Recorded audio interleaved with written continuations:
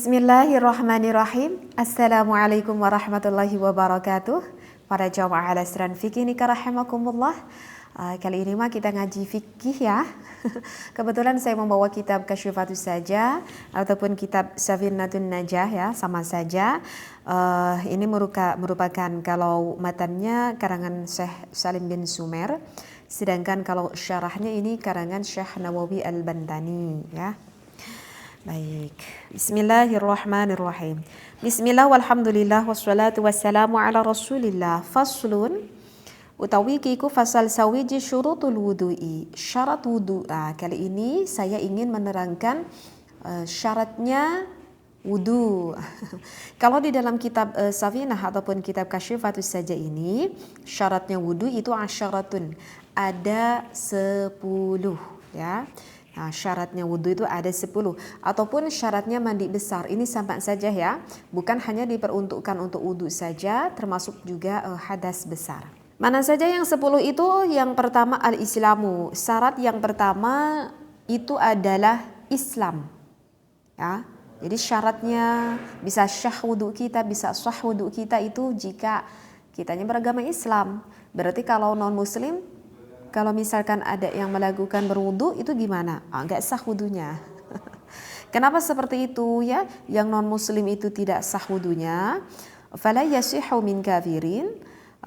Tidak sah. Nah, di sini dikatakan orang yang non muslim li'annahu dikarenakan ibadatun badaniyatun li ghairi daruratin wa laysa huwa min ahliha.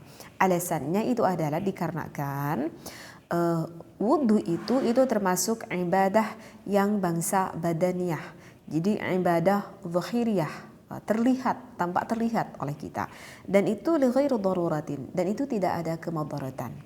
Walaysa huwa min ahliha, sedangkan orang yang non muslim itu tidak termasuk ahli di dalam melakukan ibadah. Seperti itu ya. Maka sekali lagi syarat sah wudu yang pertama itu adalah disyaratkan harus beragama muslim. Yang kedua, watamyizu. Syarat yang kedua itu adalah harus anak yang sudah tamyiz. Bukan baligh. Jadi kalau tamyiz itu bawah baligh udah. Jadi kalau anak itu tamyiz, kalau tingkatan anak tamyiz, udah tamyiz nanti ada murahik, sesudah murahik baru baligh. Nah, kalau ini tamyiz. Kalau tamyiz ini kurang lebih ya kira-kira umur 7 tahunan lah. Ya. Jadi kalau diperkirakan umuran anak tamyiz itu kira-kira umur 7 tahunan. Ya. Kira-kira kalau anak umur 7 tahun itu biasanya rata-rata itu udah bisa pakai baju sendiri ya, celana sendiri, makan sendiri ya, dengan baik gitu makannya.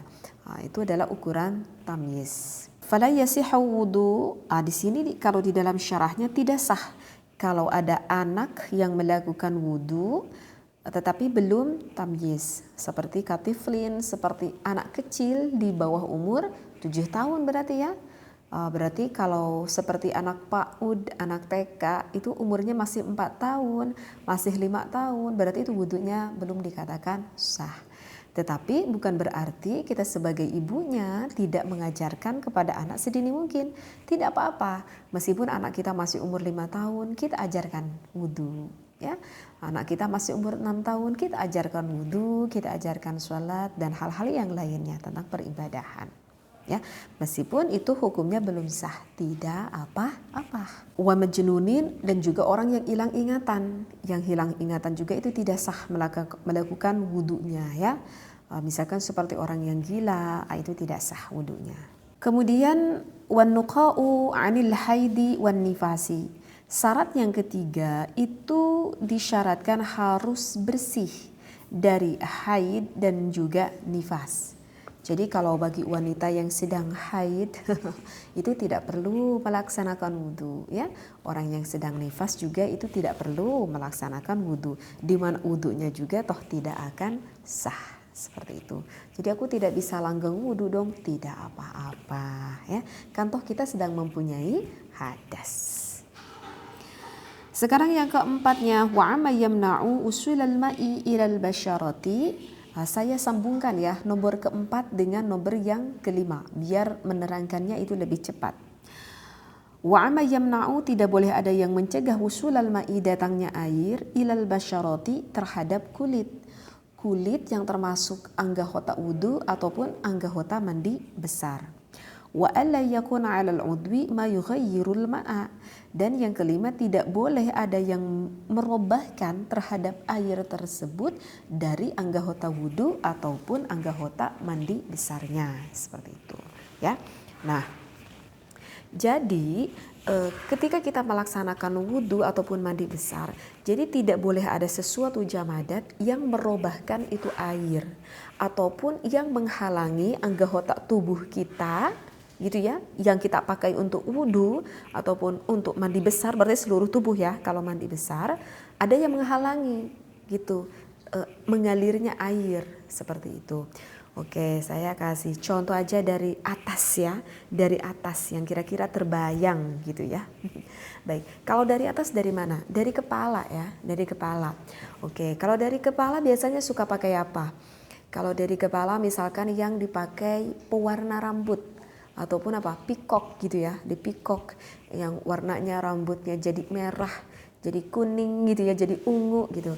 Itu sebetulnya sah tidak kalau kita melakukan mandi besar atau kita melakukan wudhu, maka itu hukumnya adalah sah. Kenapa? Karena apa? Karena itu menyerap ke dalam rambut. Warnanya berubah, itu menyerap ke dalam rambut sehingga tidak menghalangi. Jadi artinya tidak nempel di luar. Kecuali kalau kita menggunakan pewarna rambutnya, misalkan menggunakan cat tembok misalkan, menggunakan cat kayu misalkan kan ya, itu baru tidak sah. Karena itu tidak menyerap, warnanya itu tidak masuk ke dalam rambut, tetapi hanya di luarnya saja, seperti itu ya. Terus apa lagi ya? Misalkan ke muka. Ke muka. Kalau ke muka itu biasanya perempuan ya. Nah, kalau laki-laki itu jarang pakai apa-apa gitu ya. Nah, kalau ke perempuan, contohnya seperti sekarang ini saya ini nih. Nah, coba dilihat muka saya. Ada di bibirnya tuh pakai lipstiknya tebel banget gitu ya. Di matanya ini pakai eyeliner yang warna hitam, pakai maskara lah, pakai eyeshadow lah, pakai bedak lah gitu ya. Berarti ada sesuatu nih yang menempel terhadap muka saya. Ya, ada sesuatu jamadat yang menempel ke muka saya. Seperti itu. Sedangkan ini muka ini adalah termasuk anggota wudu. Maka jika saya melaksanakan berwudu, muka saya itu seperti ini gitu ya. Gitu ya. Udah beres saya melaksanakan wudu tetapi lipstiknya masih tampak merah, eyeshadownya masih tampak terlihat, ini eyelinernya dari ini nih, eyeliner tuh yang warna hitam ini masih terlihat tampak hitamnya, itu wudunya itu tidak sah ya. Itu wudunya tidak sah. Kenapa? Karena ini wa amma yamna'u wusulal ma'i ilal basyarati. Alasannya itu ada sesuatu yang mencegah datangnya air terhadap ini anggota wudu kita. Sehingga harusnya air itu jari'ul ma'i, air itu mengalir terhadap anggota wudu, terhalangi kulit kitanya dengan dengan lipstick, dengan eyeliner, dengan eyeshadow. Dikarenakan ini lipstick tidak menempel ke dalam kulit bibir. Dikarenakan ini eyeliner, dikarenakan ini eyeshadow tidak meresap. Maksud saya tidak merasap ke dalam, tetapi ini cuman menempel di luar. Maksud saya ini cuman menempel di luar. Kecuali kalau misalkan saya menggunakan seperti pelembab ya, seperti skincare, seperti krim siang, krim malam, itu nggak apa-apa, kan itu meresap ke dalam kulit. Tetapi kalau seperti bedak ya, alas bedak, seperti lipstik, ini tidak meresap ke dalam kulit, tetapi ini masih di luar. Karena kalau saya kosok ya ada kan, berarti ini di luar, bukan di dalam. Paham ya di sini? Apa lagi? Nah, kalau kita bangun tidur, ini nih. Kalau kita bangun tidur itu di mata kita suka ada apa? Suka ada belekan ya. Kalau kita bangun tidur pagi-pagi, kita suka ada belekan di mata kita. Kita melaksanakan wudhu, beleknya besar misalkan. Dan ini posisinya masih tetap. Posisinya masih tetap di daerah mata ini, di sini besar loh beleknya loh. Itu sebetulnya bisa mengakibatkan tidak syah wudhunya. Aduh teteh masa hanya itu aja? Hanya itu aja. Kenapa? Karena meskipun satu titik airnya itu tidak teraliri oleh anggota wudunya itu tidak teraliri oleh air, maka itu bisa mengakibatkan tidak syah wudunya. Kecuali kalau kita melaksanakan wudu, tetapi belek dari mata kita tahu-tahu sudah ada di sini, misalkan di pipi. Itu tetap, kalau itu masa. Kenapa? Karena kemungkinan itu beleknya itu sudah mengalir ke bawah, sehingga yang sebelah sininya itu teraliri oleh air. Ya, bisa dipahami di sini ya. Baik. Sekarang apa lagi ya? Sekarang kita maju ke tangan. Kita maju ke tangan, kuku, kuku ya, di kuku. Kalau di kuku itu biasanya suka ada apa? Itu bagi laki-laki ataupun perempuan yang punya kukunya agak panjang-panjang, mohon diperhatikan. Yang kukunya sedikit agak panjang, kemudian ada kotoran-kotoran yang nempel di bawah kuku tuh, ada yang hitam-hitam. Ya, ada yang hitam-hitam di bawah kuku, kita ujug-ujug wudu aja tanpa kita membersihkan dulu kotoran yang ada di bawah kuku-kukunya. Itu juga sama mengakibatkan tidak syah wudunya, menghalangi datangnya air terhadap kuku bagian dalam ini. Ini termasuk zuhiriyah, termasuk bagian luar, bukan bagian dalam. Ya, kecuali ini ada kecualinya, kecuali bagi orang yang pekerja tertentu yang sudah tidak bisa lagi dibersihkan. Misalkan contohnya bagi laki-laki yang bekerja di bengkel, misalkan ya, bagi laki-laki yang bekerja di bengkel, setiap harinya dia bekerjanya itu terus dengan oli ya kan, oli warna hitam ya kan, itu mau dibersihin, mau disikat gimana pun tetap aja itu, bahkan bukan hanya di bawah kulit, di tangannya itu udah sampai hitam-hitam itu. Ya, seperti kalau saya memperhatikan itu seperti pekerja bengkel tersebut, jadi sulit gitu ya, dia membersihkan sebisa mungkin lah pakai sabun gitu ya, pakai sikat, tapi tetap aja itu nempel tuh yang hitam-hitamnya. Nah kalau itu mah tidak apa-apa ya, bagi pekerja-pekerja tertentu yang memang ketika membersihkannya itu sangat sulit sekali ya. Seperti apa lagi ya, kalau saya itu pernah lihat kayak yang suka itu kerjanya ngelupas ini itu tuh kentang ya, kalau di pasar ya, bawang merah, bawang putih gitu ya, itu kan suka nempel hitam ya, itu tidak apa-apa, tetapi tetap harus dibersihkan meskipun masih ada tapaknya, asarnya itu tidak apa-apa. Seperti itu ya, pokoknya ada sesuatu yang nempel aja deh, seperti anak yang belajar masih menulis itu seperti tipek gitu ya, seperti cat, nah ya, seperti sisit ikan gitu yang nempel, atau bisa mengakibatkan tidak syah jika masih ada ketika kita melakukan wudhunya. Kalau perempuan juga suka di apa coba? Kalau perempuan suka di kitek ya, apa namanya kitek ya, di kitek, itu juga sama tidak sah ya. Jadi kalau mau dikitek itu nanti kalau lagi haid boleh dikitek, kalau enggak lagi haid jangan, karena nanti setiap mau wudhu itu repot, bersihkan dulu pakai alkohol, pakai lagi bersihkan lagi kan repot ya. Kecuali kalau pakai pacar dari Arab itu enggak apa-apa kalau pacar, dikarenakan itu meresap ke dalam seperti itu ya.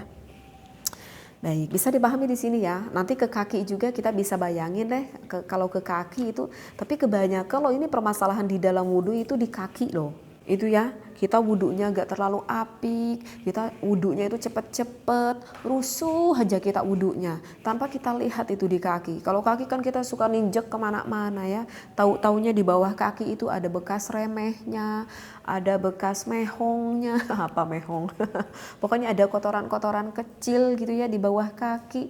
Kita itu wudhunya gak bener, wudhunya gak dilihat, kita cuman teraliri aja itu kaki tanpa kita dilihat dulu. Harusnya ketika kita berwudhu, ketika kita membasuh kaki, mencuci kaki, sambil kaki kita di atas, ke atas kan, sambil kita lihat ya telapak kakinya apakah ada kotoran-kotoran yang nempel. Kalau ada kotoran-kotoran yang nempel, maka itu bisa mengakibatkan tidak syah wudhunya. Nah, ini kemungkinan sering terjadi nih kalau bagi kaki ini ya, itu pun bagi orang yang berwudunya tidak apik, tidak hati-hati, asal basah aja wudunya. Nah, jangan seperti itu ya, itu bisa mengakibatkan tidak syah wudunya. Baik, sekarang yang keberapa? Aku lupa sekarang yang keberapa ya. Wa alla ya'taqida fardhan min furudihi sunnatan. Bukan, ini ada yang kelewat. Wal ilmu bi fardiyatihi, dan kita harus mengetahui akan kefarduannya wudu. Jadi itu hukumnya wajib loh. Kalau di dalam kita melaksanakan wudhu, kita harus tahu mana satu persatu wudhu itu fardunya. Kita harus tahu satu persatu fardunya. Apa saja? Niat, hukumnya apa? Fardu. Sehingga kalau kita wudhu tidak menggunakan niat berarti tidak apa? Tidak syah wudhunya. Meskipun kita lupa, tetap aja enggak syah wudhunya. Kemudian apa? Mencuci muka hukumnya apa? Fardu. Mencuci tangan hukumnya fardu. Membasuh kulit kepala hukumnya fardu. Kalau telinga hukumnya apa telinga? Kalau telinga bukan fardu ya. Kalau telinga mah sunnah. Yang terakhirnya apa? Membasuh kaki, itu juga sama hukumnya fardu. Dan difardukan kita harus tertib. Nah itu satu persatu itu hukumnya diwajibkan. Jadi jangan sampai seperti ini. Wa alla ya'taqida fardhan min furudhihi sunnatan. Kenapa? Karena selanjutnya jangan sampai di dalam fardu wudu itu kita i'tiqadiyahkan di dalam hati itu adalah hukumnya sunnah. Seperti itu ya. Udah tahu ini mencuci muka hukumnya fardu. Kita diniatkan di dalam hati bahwa ini adalah hukumnya sunnah. Maka itu bisa membatalkan akan wudu kita ataupun mengakibatkan tidak syah wudu kitanya. Apalagi wal ma'ut tahuri, kemudian disyaratkan yang selanjutnya airnya itu harus suci. Kalau ini saya nggak bisa menerangkan ya kalau ini harus ada pembahasan khusus tentang bab air. Intinya ketika kita melaksanakan wudhu, mau menghilangkan hadas, mau menghilangkan najis, syaratnya airnya harus airnya yang suci dan juga mensucikan. Jadi tidak cukup dengan air yang suci, tetapi apa barusan? Airnya yang suci lagi mensucikan. Itu yang dinamakan dengan wahwal mutlak, yang dinamakan dengan air mutlak. Tapi mohon maaf ya, ini saya tidak bisa bahas. Tetapi di video-video sebelumnya saya sudah pernah menyinggung sedikit-sedikit membahas tentang bab air. Ya, bisa dicari saja videonya. Wadukhulul waktu, yang ke-9 harus masuk waktu ketika kita melaksanakan wudu. Wal muwalatu lidaimil hadasi, dan harus terus menerus bagi orang yang langgeng hadasnya. Nah kalau ini yang terakhir, kalau untuk urutan yang ke nomor 9 dan nomor ke-10 ini bukan untuk kita, tetapi ini untuk orang yang daimul hadas, yang langgeng hadasnya. Artinya ya kesehariannya itu membawa hadas.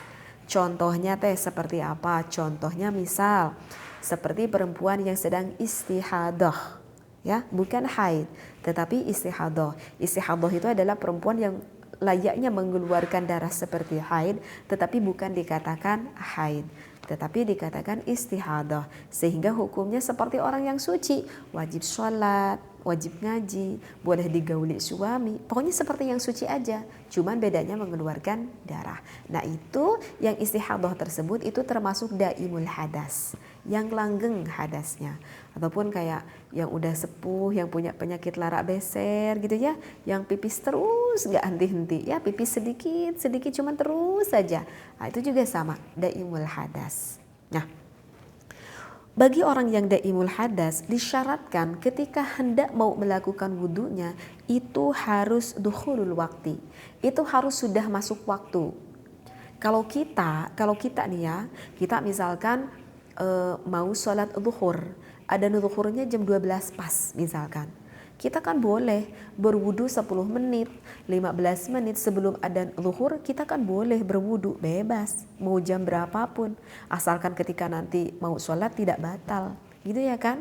Nah berbeda dengan orang yang istihadah ataupun daimul hadas, itu nggak bisa. Kalau adzan zuhurnya jam 12 siang, kita nggak bisa, meskipun hanya 5 menit lagi gitu ya ke adzan zuhur, nggak bisa kita melaksanakan wudu di sana. Ya, jadi kalau bagi orang yang daimul hadas, kalau udah terdengar adzan baru boleh melaksanakan wudu, gitu ya. Nah, itu untuk daimul hadas. Yang kedua, wal muwalatu lidaimil hadas, harus terus menerus melaksanakan wudu setiap satu kali fardu. Misalkan nih, kalau kita maghrib isya, misalkan kita maghrib barusan udah beres sholat, keadaan isya itu waktunya kan gak lama. kebetulan kita dari maghrib ke isya itu tidak batal gitu wudunya. Maka apakah isya kita harus wudhu lagi? Ya nggak perlu, toh kita nggak batal, ya langsung aja kita melaksanakan sholat isya. Tetapi kalau bagi yang daimul hadas itu nggak bisa. Kalau maghrib udah melaksanakan sholat fardu, maka ketika isya harus wudhu kembali dan harus wudhunya setelah mendengar azan. Ya, jadi untuk daimul hadas itu wudhunya itu hanya untuk satu fardu saja. Ya, kecuali untuk yang menempel dengan perkara sunnah itu tidak apa-apa. Misalkan nih yang istihadah, maghrib kita sholat nih, barusan sholat maghrib. Sesudah sholat maghrib saya ingin melaksanakan sholat sunat ba'da maghrib 2 rakaat. Apakah itu harus wudhu lagi? Tak perlu. Ya, maka cukup sesudah sholat maghrib kita langsung melaksanakan sholat sunat ba'da maghrib. Tak perlu kita melaksanakan lagi wudhu. Sesudah sholat sunat ba'da maghrib kita ingin mengaji Al-Quran, maka nggak perlu wudhu lagi. Nggak apa-apa, lanjutkan aja mengaji Al-Quran. Seperti itu ya. Cuma nanti kalau untuk mau melaksanakan sholat isya baru harus wudhu lagi. Begitu ya. Nah itu untuk daimul hadas.